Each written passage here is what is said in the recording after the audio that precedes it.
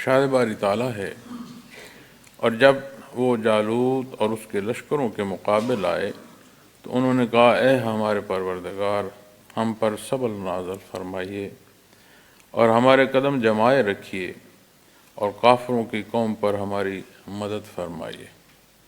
بنی اسرائیل کے واقعات میں سے یہ ایک واقعہ ہے جسے قرآن کریم نے بیان فرمایا۔ قرآن کریم جہاں اقوام سابقہ کے واقعات بیان فرماتا ہے، وہیں اصول و ضوابط جو ہیں وہ نصیب ہوتے ہیں کہ سابقہ قوموں نے کن حالات میں کیسی راہ کا انتخاب کیا اور کیسے نتائج پائے۔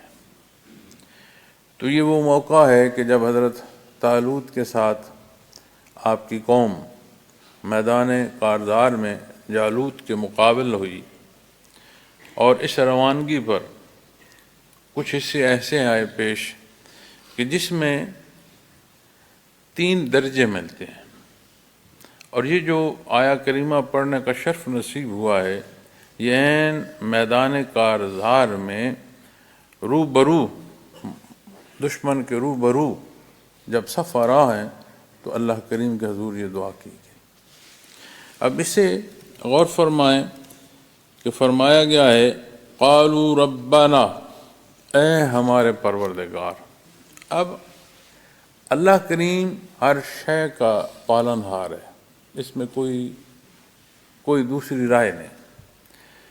الحمدللہ رب العالمین، تمام جہانوں کا پروردگار ہے، پالن ہار ہے، ہر ایک کی ہر لحظے ہر ضرورت پوری فرماتا ہے۔ یہ ایک بات ہے جو حقیقت ہے۔ اس حقیقت سے آشنا ہونا یہ اور بات ہے، یہ نصیب ہو تو وہ پہلی بات کی بھی سمجھ آتی ہے۔ تو جنہیں یہ کیفیت اور حال نصیب ہو رہا ہے کہ انہیں اللہ کے حضور یہ دعا کرنی نصیب ہو رہی ہے کہ ربنا، یعنی ہماری ساری احتیاج کا مداوا اللہ کریم کے حضور ہے۔ اللہ نے فرمانا، مانتے تو کسی نہ کسی انداز سے کافر بھی ہیں، مشرک تو مان کے ساتھ شریک کرتے ہیں، کافر بھی مجبور ہیں کہ کوئی ایک طاقت مانی جائے جس سے ہر طرف عطا ہو اور جو محتاج نہ ہو، وگرنہ تو یہ نظم پورا نہیں نہ ہوتا کہ فلاں پیدا ہوا، اس کو کس نے پیدا کیا، اس کو کس نے پیدا کیا۔ تو وہ بات ان کی سمجھ سے باہر ہوتی ہے۔ اپنی مرضی کو وہ اختیار کرتے ہوئے اپنی خواہشات کو، شیطنت کو، اپنی جو ذات ہے، بے شمار پہلوؤں کو وہ دیکھتے ہوئے ایسے انداز پر چلتے ہیں جو ضد اور عناد کا ہوتا ہے۔ لیکن انسان کے اندر، حضرت انسان کے اندر تخلیقی طور پر اللہ کریم نے یہ حال اور کیفیت پیدا فرمائی ہے کہ وہ حق و باطل کی پہچان کر سکتا ہے۔ اب جب باطل کی طرف جاتا ہے تو اس میں کہاں کیسا اس نے فیصلہ کیا، کیا لالچ اس نے کیا، کیا چاہ، کس ضد میں رہا، یہ بے شمار باتیں اور بے شمار پہلو ہو سکتی ہیں۔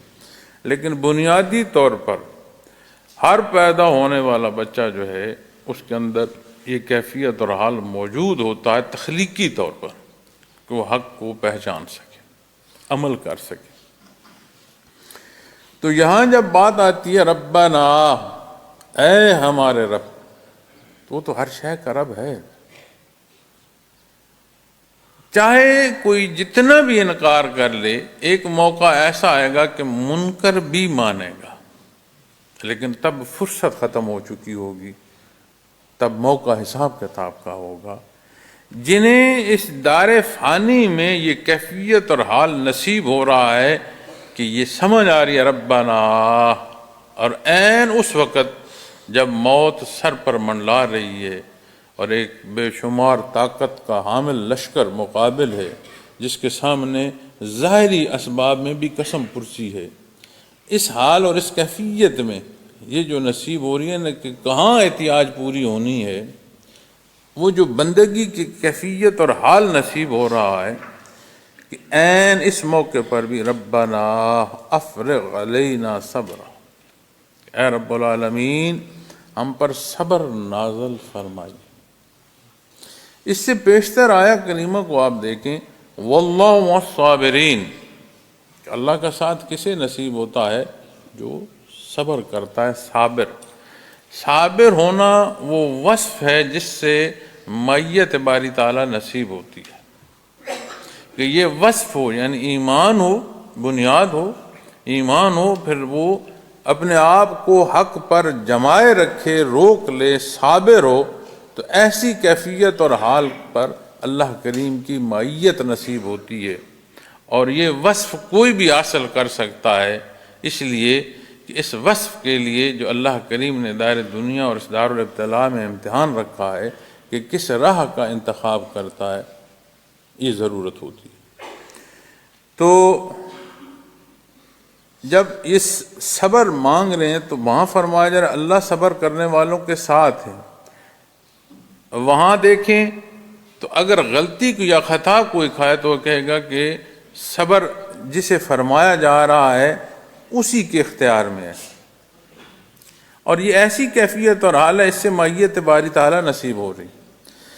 جنہیں یہ کیفیت کہ ربنا اس کیفیت تک پہنچے، وہ یہ بھی مان رہے ہیں کہ یہ صبر کی عطا بھی اللہ ہی کی طرف سے ہے، اس میں بھی کمال ذاتی نہیں، ذات باری تعالیٰ کا ہے۔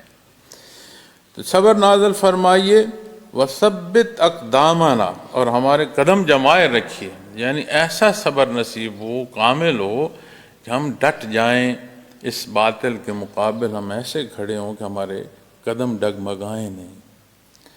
وانصرنا علی القوم الکافرین، اور کافروں کی قوم پر ہماری مدد فرمائیے۔ صبر بھی اللہ عطا فرما رہے ہیں، وہاں کا قیام بھی اللہ عطا فرما رہے ہیں، اور جب بات فتح کی آ رہی ہے تو بھی اللہ کی طرف سے ہے۔ اب ان تینوں حصوں کو جمع فرمائیں، کہیں دعا کرنے والے کی ذات سامنے نہیں آئے گی، ہر پہلو سے ایک ہی ذات سامنے آئے گی، اور وہ اللہ جل شانہ کی ہے۔